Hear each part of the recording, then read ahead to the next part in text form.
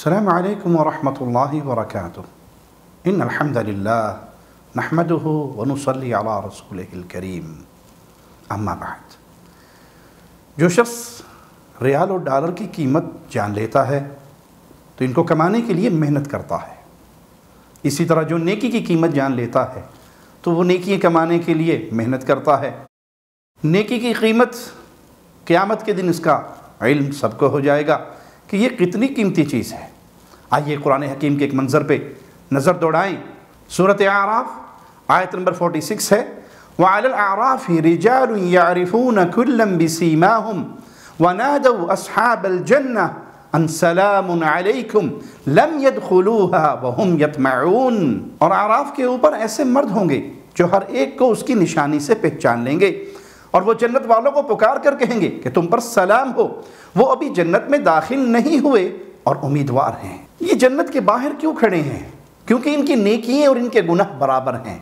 اگر ایک نیکی بھی ان کے پاس زیادہ ہوتی تو یہ اللہ کی جنت میں داخل ہو جاتے۔ اب یہ اللہ کی رحمت کے امیدوار بن کے کھڑے ہیں کہ اللہ اپنی رحمت سے ان کو جنت عطا فرما دے۔ اے اللہ، تجھے تیرے پیارے چہرے کا واسطہ ہے مولا، اپنی رحمت سے، اپنے فضل سے، اپنے کرم سے، بغیر عذاب کے، بغیر حساب کے، بغیر سابقہ کسی عقاب کے ہمیں جنت الفردوس میں محمد کریم صلی اللہ علیہ وسلم کا پڑوس عطا فرمانا۔ پیارے بھائی، یہ نیکی بڑی قیمتی چیز ہے، یہ کرنسی ہے قیامت کے دن کی۔ قیامت کے دن کا یہ منظر ذرا اپنے سامنے رکھیے، یوم یفر المرء من اخیہ وامہ وابیہ وصاحبتہ وبنیہ۔ انسان اپنے بھائی سے بھاگے گا، اپنی ماں سے، اپنے باپ سے، اپنی بیوی سے، اپنے بیٹوں سے۔ کتنے پیارے رشتے ہیں۔ ماں باپ کے لیے انسان سب کچھ قربان کر دیتا ہے۔ ماں باپ اپنی اولاد کے لیے اپنی جان تک کو داؤ پہ لگا دیتے ہیں۔ انسان اپنے بھائی کے لیے کیا کچھ نہیں کر گزرتا، اپنی بیوی اور اپنے بیٹے کے لیے اپنے مال، جان، خون، پسینہ سب کچھ لگا دیتا ہے ان کو راحت پہنچانے کے لیے۔ لیکن قیامت کے دن انسان اپنے باپ سے بھاگے گا، اس پیار کرنے والی ماں سے بھاگے گا، ساتھ رہنے والے بھائی سے بھاگے گا، پیار کرنے والی بیوی سے، اور جان نچھاور کرنے والی اولاد سے بھاگے گا۔ کیوں بھاگے گا؟ اس ڈر سے بھاگے گا کہیں مجھ سے یہ نیکی نہ مانگ لے، اور کہیں میری نیکیاں کم ہو کر گناہ زیادہ ہو گئے تو میں جنت سے محروم نہ ہو جاؤں۔ پیارے بھائیوں، نیکی کمانے کے سیزن بھی آتے ہیں، موسم بھی آتے ہیں۔ قربان جائیں اللہ رب العالمین کی رحمت پہ جن دنوں میں ہم سانس لے رہے ہیں، ذی الحجہ کے یہ 10 دن انتہائی قیمتی موسم ہے، نیکی کمانے کا بڑا آسان موسم ہے، اور اس دنوں میں کی ہوئی نیکیاں سارے سال میں کی جانے والی نیکیوں سے بڑھ کر ہے، حتیٰ کہ جہاد فی سبیل اللہ سے بھی بڑھ کر ہے۔ جب صحابہ نے پوچھا تو آپ نے فرمایا ہاں، جہاد فی سبیل اللہ سے بھی، سوائے اس مجاہد کے جو اپنی جان اور مال کو لے کے نکلا اور اس کی جان اور مال دونوں ہی اللہ کے راستے میں قربان ہو گئی۔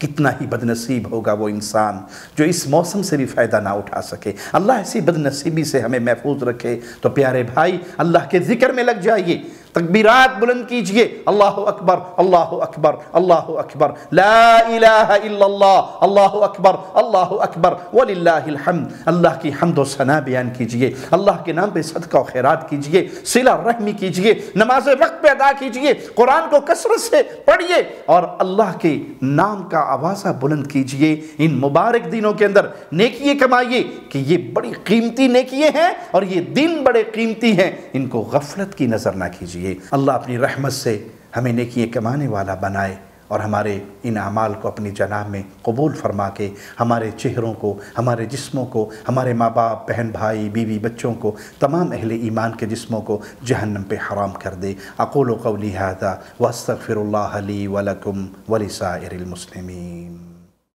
ہر لمحہ قرآن اور سنت کا ترجمان، فضیلت الشیخ توصیف الرحمان۔